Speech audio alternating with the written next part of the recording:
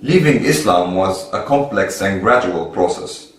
It did not happen overnight, it happened over years.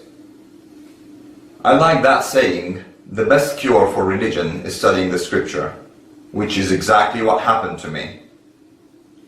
I was born into a conservative Sunni family in Egypt, brought up to be a devout Muslim, but ironically, I think it was my father who inadvertently made me an atheist. Since an early age, he encouraged me to read, and I developed an independent and critical mind. And it was only a matter of time before I got curious about what Islam really is, seeing that it has such a great influence on society and consequently my life.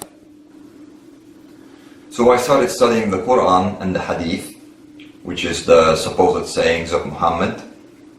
While studying the Hadith, there seemed to be many problems with it. First of all, it's more explicitly violent than the Quran. There seemed to me to be some contradictions between the Hadith and the Quran. There were doubts with regard to the authenticity of a lot of the Hadith, which in turn cast doubt on all of it. There are several verses in the Quran that allude to it being the only scripture, or sufficient as the only scripture. So first I decided to totally disregard Hadith, leave the Sunni sect of Islam, and become a Quranist, relying solely on the Quran. I started studying the Quran more thoroughly, but again I was faced with similar findings. There were contradictions between some of the verses of the Quran, but later on I discovered the political reasons behind that. There is a lot of Orwellian doublethink, love and hate the same people, wage war and make peace simultaneously, and other things of the like. The level of violence in the Quran was simply unacceptable to me.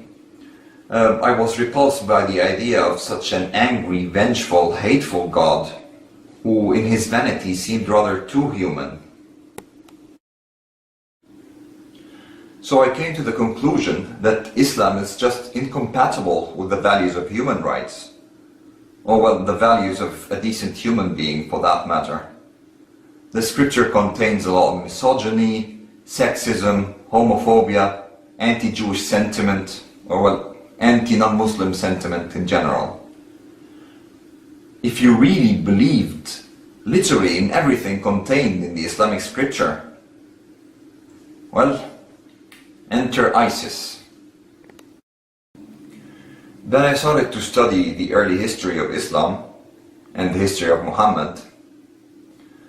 If you evaluate Muhammad objectively as a historical figure, not as a sacred religious figure, he was a fucking awful person.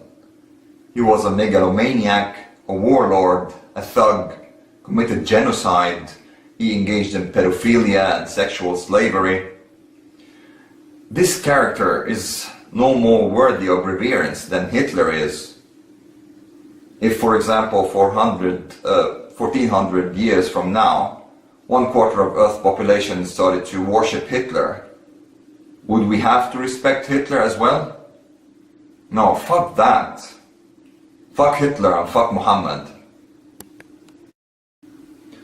It's also not just Muhammad. Many of those so-called holy prophets of the Abrahamic religions were nut jobs and despicable people. Like, for example, Abraham attempting to murder his son because of a dream, Lot offering his daughters for rape, Moses killing the Egyptian. What sort of person would I be if I believed those were the messengers of God? Or if they were, what kind of monstrous God is that? And there are of course the absurdities of the so-called miracles, like Muhammad flying to the heavens on a winged donkey, Noah and his ark, Moses splitting the Red Sea. I mean, what kind of nonsense is that? I might as well start believing in werewolves and vampires, or ancient Greek gods.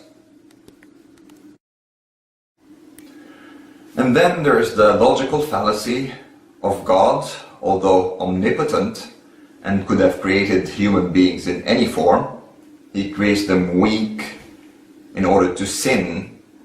And then, although he's omniscient and he knew that this would happen, still gets angry because of those sins that happened because of the way he created them.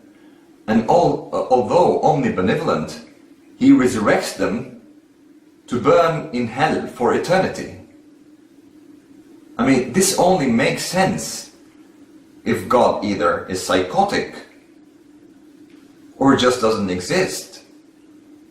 And I choose to believe in the latter for both my own peace of mind and because there is absolutely no evidence for the existence of such deity, psychotic or otherwise.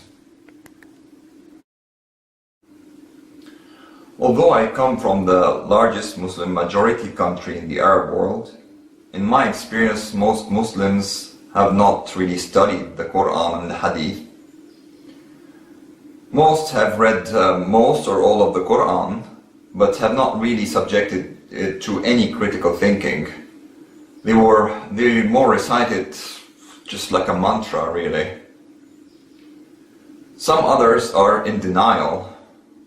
They refuse to see or admit that the God and the Prophet, which they have been brought up to revere and romanticize, are in fact horrible. But there is hope. More and more Muslims are sobering up to the reality of this hateful ideology and are rejecting it. And we shall keep sending this message in order to produce more apostates.